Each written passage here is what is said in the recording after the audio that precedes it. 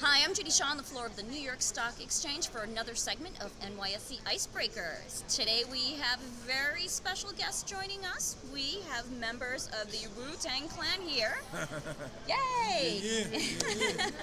All day. So, how we always start our interviews, we start off with an icebreaker question. So, Okay. Rizzo, why don't you go first and pick I'm a gonna go question? right here. Go right there, read it out loud. It says, what do you think is the most important innovation of your lifetime thus far? All right. What a question.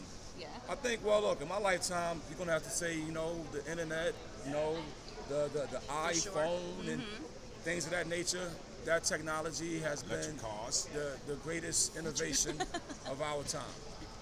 Love it. That's great. That's definitely true. Do I put it back or I'll stick it in? Yeah, you can give it to me. I'll hold it. Okay. All right. And you're going to pick, and what are we saying there? Say, what was the best purchase you have ever made? I always like this one. The best purchase I ever made probably was. That's a hard one. Don't think too long. It's got to be something really good. Best purchase, or he's made so many great purchases. You just can't come up with one, huh? I didn't purchase that. I purchased it. Okay, thanks for answering the No question. bueno. All right, there we Steve Rifkin go. gets the answer. Re-answer. Okay. So you had to answer real quick, right? Like, hold on, you don't got one? All right, so let's get started. Okay. So you just rang the closing bell, closed the market. Yeah. One of the best market closes I've ever seen when it comes to hitting the gavel. Okay. Bong bong. Yeah. Bong, So what was it like being up there? Are you all up there? No, it was legend. It was legendary for. I mean, for us, we watch it on TV. We read it in the magazines. For us to be on the floor of the New York Stock Exchange, we was actually messengers. Like before there was fax machines, we was the guys that was bringing message to a lot of these firms. So, to have our company and our music, grow to become a billion-dollar success story, Yes. and then to be here on the floor, ringing that bell is an honor. Yeah. And I'm going to come back one day and do it again. Okay. We're down. When you invite me, I mean, This is my bucket list. This is one of my bucket lists. I can scratch it on my bucket list. Love it. That's Yes. great. I'm so glad you're able to do that. Okay, so let's talk about why you're actually here ringing the bell. There's a docu-series that is going to be premiering on May 10th on Showtime. It's of Mics and Men. Tell us about that. yeah, I mean, that documentary is something that it goes back and looks at our lives, right? It's very archival footage that was never seen in public before.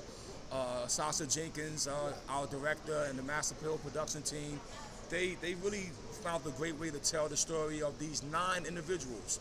And I think when you see the story, whether it's talking about ODB, talking about U-God, the Rizzo or Method Man, any of us, you see a common denominator of life as well as a versatility.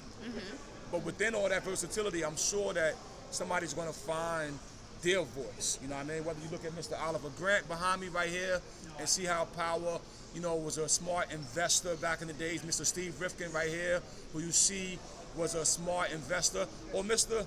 Devon Mitchell Diggs right there, young entrepreneur who before pharmaceutical business was as big as it was, he, pioneering these businesses.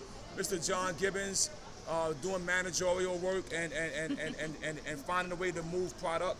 This was capitalism also, what we had to figure out. But it was in the midst of poverty, in the midst of racism, in the midst of neighborhood conflicts, you know what I mean? And a lot of odds was against us.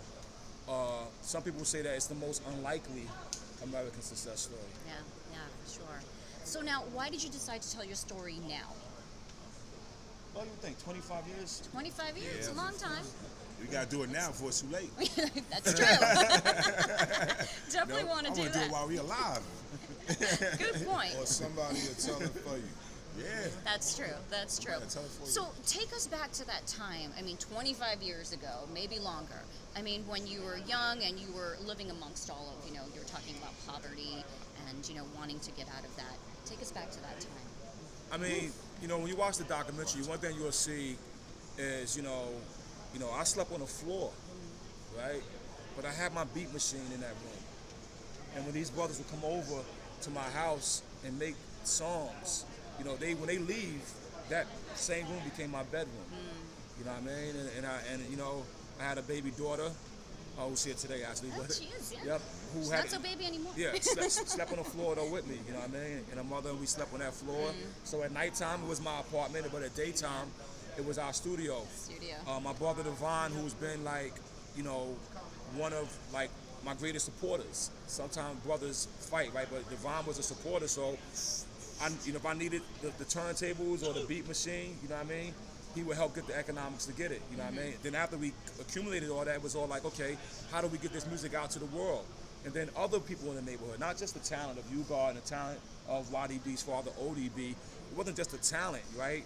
You got my older cousin, Mook, who was a New York City bus driver, but an educated man who brought his mind to it. We had Mr. Oliver Grant, you know, who took a risk with me.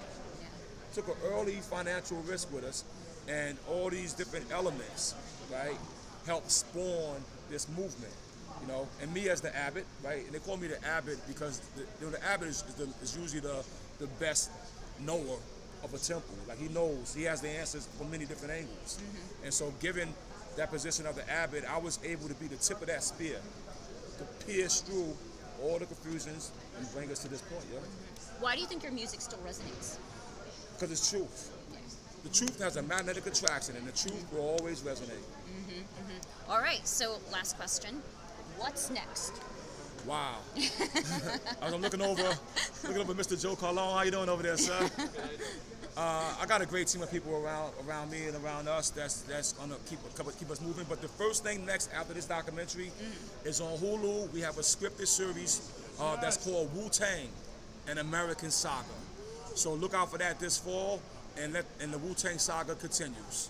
Wonderful. But in the meantime, where can we see your docu-series again? Docu-series available on Showtime. Showtime. May 10th. May 10th of Mics and Men will premiere on Showtime. Every episode, week after week after week after week. And now seriously, tune in. Honestly, if I wasn't even part of this, you know what I mean, the story that this documentary reveals is healthy. It's healthy. Wonderful. Okay, and what do you want to say to your fans? Wu-Tang forever. Can I get a Wu-Tang forever? Woo!